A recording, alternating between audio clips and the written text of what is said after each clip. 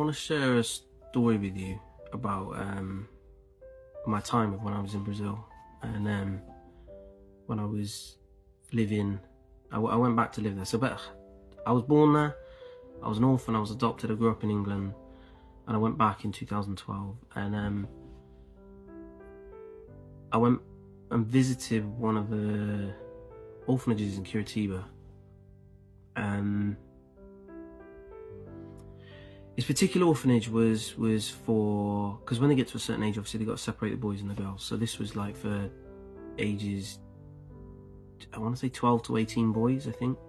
And I remember when I got in there, the man who ran the orphanage told me that each boy that's there, they only get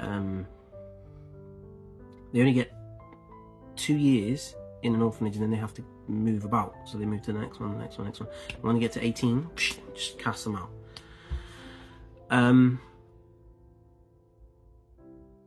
I never forget, there was a group of boys when I got there. The man who ran, going back to the man who ran it, he told me that a lot of the boys, they get in trouble. Their only way out sometimes their parents are still alive, but they're just drug addicts, and a lot of them live there for the whole 2 years, and then, like I said, they just move on. And I remember there was a particular boy who, about a week before he'd been killed because he was involved in drug dealings, and it was just their way out, he said, for a lot of them. But yeah, there were a group of boys on that particular day that I went and spoke with, and they were about 2 or 3 of them. There was one particular boy, I can't remember his name, he's probably about 13 years old, and I remember the first question he asked me was, what age did you stop crying at night? And I thought, what a question. And I said to him, at the time, I don't know, I'll let you know. And at the time, I was 28.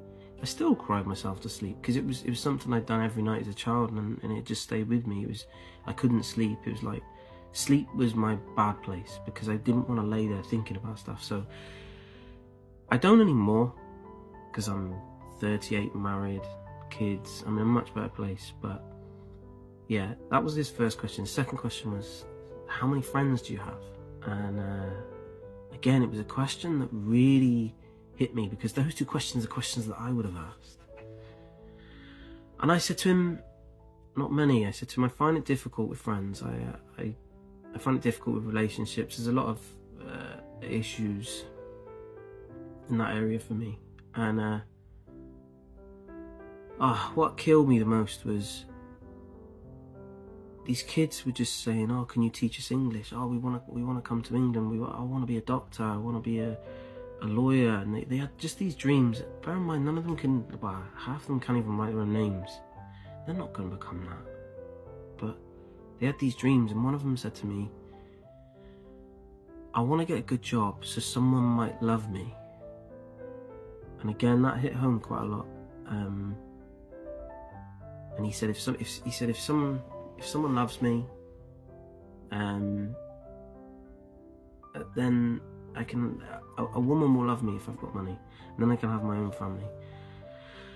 And it killed me. It made me feel guilty. It's the most guilty I've ever felt, that I was the one that got adopted. I was one of 12, I think there were 12 million Brazilian street kids when I was in the mid-80s. In 1984 I was born, and I was just lucky. And yeah, it made me feel really, really guilty.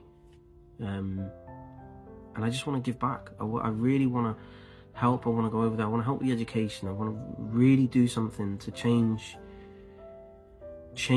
the future and the prospects of these kids. I mean, not so much, it's difficult to kind of like save them there and then, but I just want to give them the opportunity to save themselves, to make something of themselves, to get a decent job, to be able to afford a house, to just live a normal life, and like they said, be loved.